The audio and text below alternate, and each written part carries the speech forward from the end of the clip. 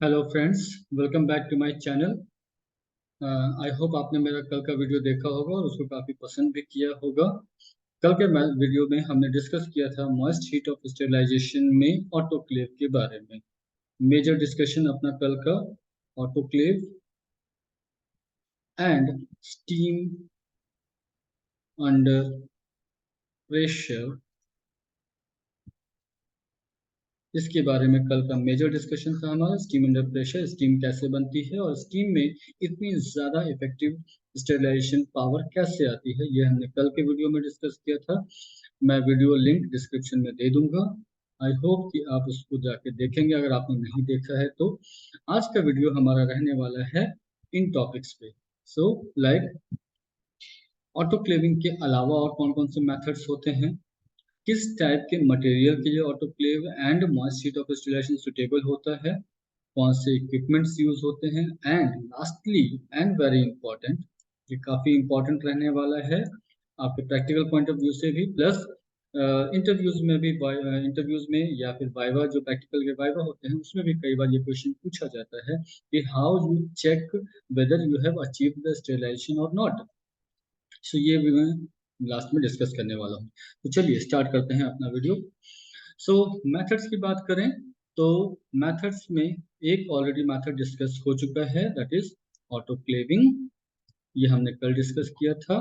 ये प्रोसेस है जो कि इंस्ट्रूमेंट जो इसके लिए होता है वो होता है आपका ऑटोक्लेव, जो कि कल के वीडियो में आप जाके देखेंगे, आपको वहां पे पता चलेगा कि ये autoclave is modified form of pressure cooker, जिसमें कि हमारे पास टेम्परेचर मॉनिटर करने के लिए, प्रेशर मॉनिटर करने के लिए एंड टाइम कंट्रोल करने के सारे इक्विपमेंट्स उसमें लगे होते हैं। क्या इसके अलावा भी कोई टेक्निक है? जी हाँ, बिल्कुल है।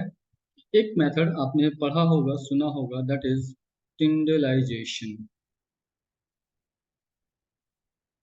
बहुत ही अच्छा मेथड है और इस मेथड से दिस इंश्योर्स कि vegetative cells plus spore forming units जो भी होते हैं, स्पोर फॉर्मिंग यूनिट्स भी इसमें टोटली एलिमिनेट हो जाते हैं।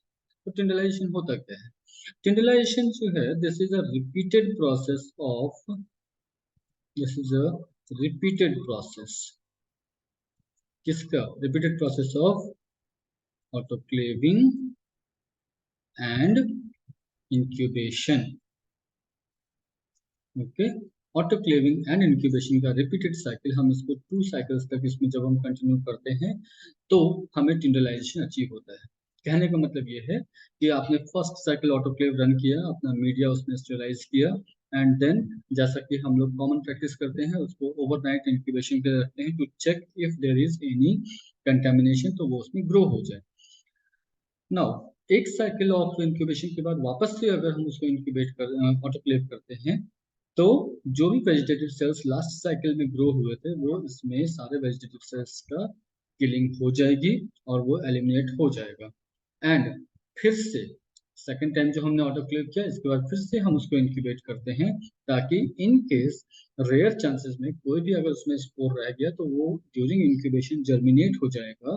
एंड जर्मिनेट होने के बाद हम इसको वापस से जब ऑटोक्लेव करेंगे तो हम ये इंश्योर कर लेंगे कि अब हमारे पास हमारे मीडिया में किसी भी तरह का वेजिटेटिव सेल प्लस इंडोस्पोर या स्पोर फॉर्मिंग यूनिट बिल्कुल उसमें नहीं अवेलेबल है। तो आप सोच रहे होंगे ये कहाँ करते हैं? नॉर्मल मीडिया के लिए इसको नहीं करते हैं। सबसे ज्यादा ये यूज होता है जब आप ग्लिसरॉल स्टॉक बनाते हैं। आई होप आप सभी को पता होगा ग्लिसरॉल स्टॉक कैसे बनाते हैं। तो जब हम ग्लिसरॉल स्टॉक प्रिपेयर करते हैं, जिसमें कि हमें 10% से लेकर के 35% तक फाइनल कंसंट्रेशन ऑफ ग्लिसरॉल रखना होता है, तो ग्लिसरॉल जो इनिशियली हम ले रहे हैं उसको हम टिंडलाइजेशन के थ्रू ऑटोक्लेव स्टेरलाइज करते हैं। टिंडलाइजेशन के थ्रू ग्लिसरॉल स्टॉक प्रिपेयर करने वाले ग्लिसरॉल को हम इसमें स्टेरलाइज करते हैं। ओके, एक ये मेथड है। दूसरा मेथड भी है, हाँ जी बिल्कुल है दूसरा मेथड। तो दूसरा मेथड कौन सा होता है? दूसरा मेथड घरों में भी यूज होता है और डेयरी इंडस्ट्री में सबसे ज्यादा यूज होता है। क्या? पैस्चराइजेशन। पैस्चराइजेशन, आई होप आप सभी जानते हैं, लुईस पास्चर ने पैस्चराइजेशन टेक्निक जो है वो इन्वेंट किया था। तो ये उसी पास्चुराइजेशन टेक्निक की बात कर रहा हूँ मैं। इसमें पास्चुराइजेशन में भी हमारे पास 3 अलग-अलग मेथड होते हैं। आपने पढ़ा होगा, नहीं पढ़ा कोई बात नहीं, ये इन्फॉर्मेटिव वीडियो मैं इसी के लिए बना रहा हूँ।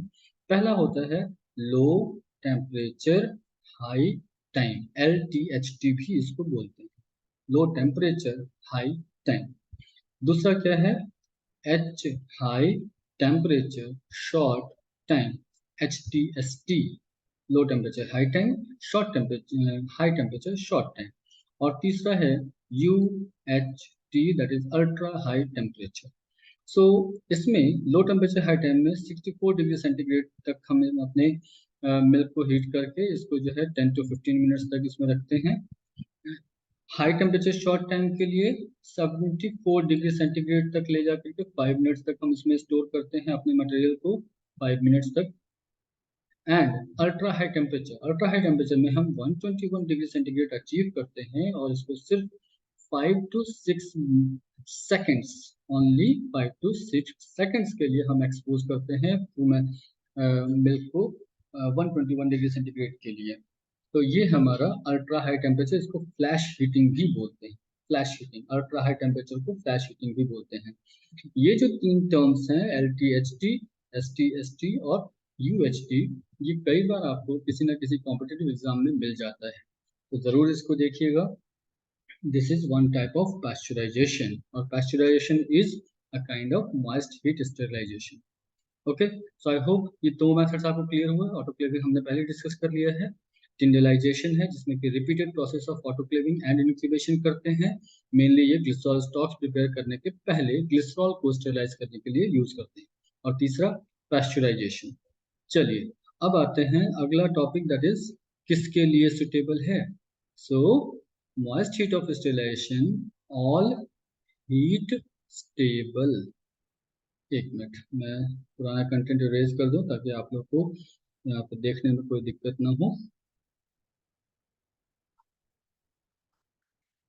ओके, सो जितने भी हीट स्टेबल कंपाउंड्स होते हैं हमारे पास, जितने लेबोरेटरी ग्लासवेयर्स होते हैं, उन सबको अगर आपको स्टेरिलाइज करना है तो moist heat of sterilization is the best method to sterilize it. Okay, so इसमें क्या क्या आता है आपका, heat stable compounds, heat stable compounds इसमें आपका मीडिया, कॉमनली यूज मेथड, हम जितने भी लैब में मीडिया यूज प्रिपेयर करते हैं, नॉट ऑल बट ऑलमोस्ट, यानी कि मैं कह सकता हूं कि 95% of media prepared in the laboratory, they are autoclavable, they can be sterilized by autoclaving. तो फिर यहाँ पे क्वेश्चन है कौन सा मीडिया नहीं हो सकता है। कुछ मीडिया होते हैं जिसमें कि supplementary sugars, supplementary amino acids add होते हैं, या फिर जिन मीडिया में एंटीबायोटिक्स ऐड होते हैं, तो उसको हम, उस पर स्पेशली लिखा भी होता है डू नॉट ऑटोक्लेव, क्योंकि उसमें कुछ कंपोनेंट्स ऐसे डले होते हैं जो कि हीट लेबाइल होते हैं, यानी कि हीट सेंसिटिव होते हैं। तो वैसे मीडिया जिसमें हीट सेंसिटिव कंपोनेंट्स एडेड हैं, उनको आप मॉइस्ट हीट यानी कि ऑटोक्लेविंग के थ्रू आप उनको स्टेरलाइज नहीं कर सकते हैं। तो आपके दिमाग में क्वेश्चन होगा फिर ऐसों को कैसे करें, वो मैं आपको लास्ट में बताऊंगा। चलिए, ये हो गया मीडिया। दूसरा, ग्लासवेयर्स, जितने भी ग्लासवेयर्स लैब में यूज हो सकते हैं, आप इमेजिन करिए, चाहे वो आपके कोनिकल ग्लास हो, बीकर्स हो, पेट्री प्लेट्स हो, वॉटेवर ग्लास पाइपेट्स हो, सभी के सभी आप इसमें मॉइस्ट हीट स्टेरिलाइजेशन ऑटोक्लेविंग के थ्रू आप उसको कर सकते हैं। तीसरा है प्लास्टिक वेयर्स, प्लास्टिक वेयर्स को भी हम ऑटोक्लेविंग के थ्रू स्टेरिलाइज कर सकते हैं, गिवन इन द कंडीशन कि वो प्लास्टिक जो है वो हीट सस्टेन करना चाहिए। कुछ प्लास्टिक्स होते हैं जो कि हीट सस्टेन नहीं करते हैं, तो ऐसे पे लिखा होता है कि do not autoclave. Okay, and कुछ माइनर इक्विपमेंट्स जैसे कि माइक्रोपाइपेट्स, माइक्रोपाइपेट्स जो होते हैं उन पे भी वो स्पेशली मेंशन होते हैं कि वो ऑटोक्लेवेबल हैं। तो ऑटोक्लेवेबल माइक्रोपाइपेट्स को आप मॉइस्ट हीट स्टेरिलाइजेशन यानी कि ऑटोक्लेव कर सकते हैं, उससे आप उसको स्टेरिलाइज कर सकते हैं।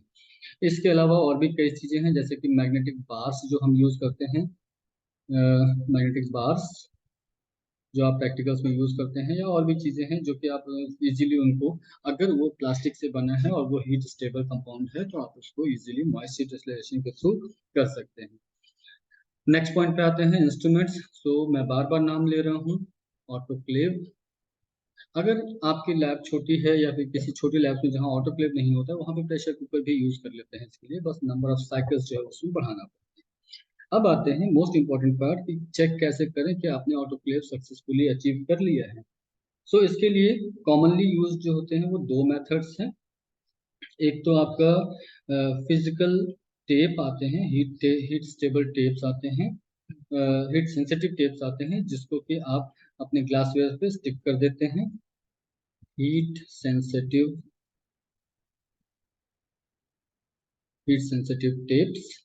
इसमें क्या होता है, सपोज ये आपका टेप है, वाइट पोर्शन बीच में है, तो जब ये हीट के थ्रू एक्सपोज होता है, यानी कि 121 डिग्री सेंटीग्रेड पे जब ये एक्सपोज होता है, तो इसमें ब्लैक कलर की स्ट्रिप जो है वो बीच में अपीयर हो जाती है। तो दैट इंडिकेट्स कि 121 डिग्री सेंटीग्रेड उसमें अचीव हो गया है।